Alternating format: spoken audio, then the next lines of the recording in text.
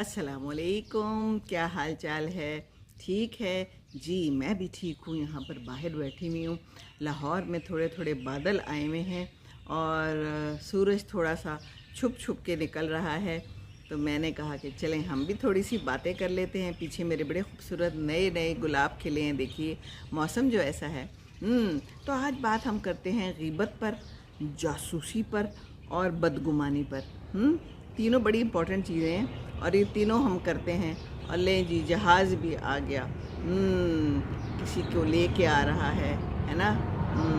खूबसूरत जहाज़ है और पता नहीं कौन से कौन सी कंपनी का है ये नहीं पता, अलबत्ता पाकिस्तानी कंपनी का नहीं है। वैसे पाकिस्तानी कंपनी के अब लोग जाते नहीं हैं ज़्यादा, है लेकिन कभी कभी जाना भी पड़ता है। लेकिन अच्छी है हमारी तो पीआईए, मुझे तो पसंद है। बहरहाल हम लोग गए थे उम्रा करने, तो पीआईए पे ही गए थे जी। तो हमने क्या बात करनी है? गीबत पे बात